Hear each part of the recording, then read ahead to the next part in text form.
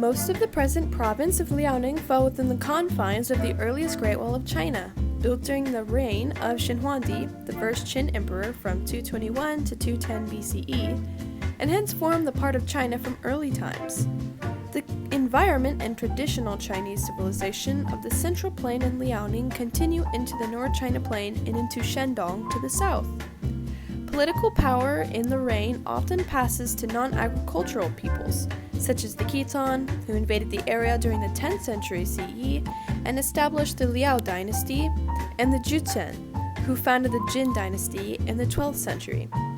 During the Yuan Mongol dynasty from 1206 to 1368, Imperial Chinese power was reasserted over the region, and ties remained relatively close through the Ming dynasty from 1368 to 1644. Han Chinese immigration from the south also has a long history, but until the last years of the 19th century, it was on a modest scale.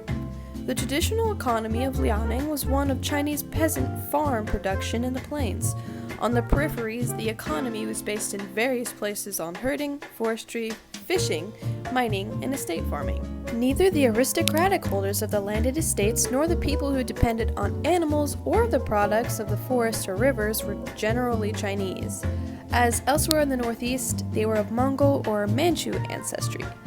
Under the Qing dynasty from 1644 to 1911 to 1912, whose own origins lay in the Manchu frontier aristocracy, official efforts were made to protect the northeast from the Chinese encroachment, with the exception of the old Chinese settled area in the Liao River Valley. This policy was gradually abandoned partly because of the pressure of Russian influence in the north.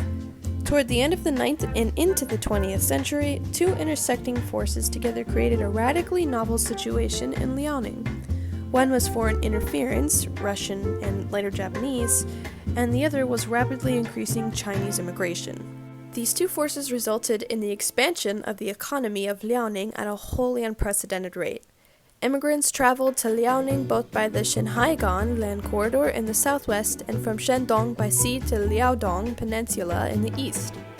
The second group was more numerous and has been more successful, both because of the relative ease of travel by sea and because of the better opportunities for both work and settlement in Liaodong.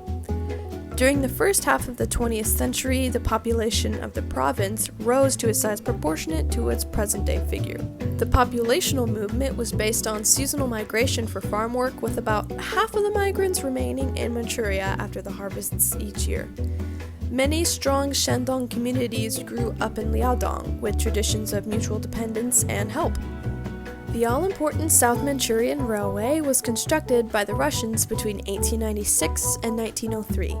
This railway linked the new Liaodong port of Dalian, with Chengchun in Jilin province, as well as with Harbin in Heilongjiang province, and with the then new Chinese Eastern Railway branch of the Trans-Siberian Railroad.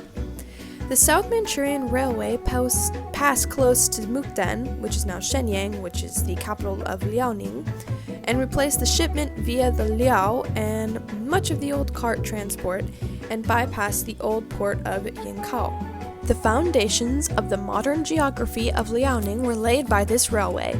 In 1907, the Russian railway, port, and territorial privileges were transferred to Japan following the Russo-Japanese War of 1904 to 1905, which largely had been fought in and around Liaoning.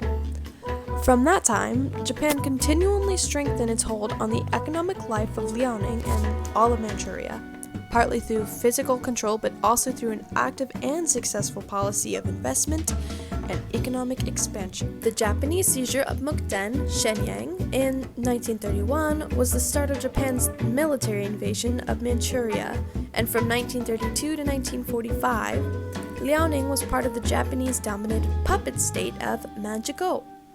Throughout this period, which included the Sino-Japanese War from 1937 to 1945 and World War II, Japanese policy aimed to develop the resources of Liaoning in a manner that would complement the economic strength of Japan. Heavy industry was particularly developed. This concentration on heavy industry at the expense of light industry and agriculture has been criticized. However, given China's general lack of heavy industrial capacity before and during the war years, The installations that survived the war and its aftermath were of great importance to the country after 1949. Shenyang was taken by Chinese Communist forces in 1948. The industrial installations of Liaoning had suffered heavily from war damage and from Soviet seizures of stockpiles and machinery. The new government made the restoration of the Northeast one of its first priorities.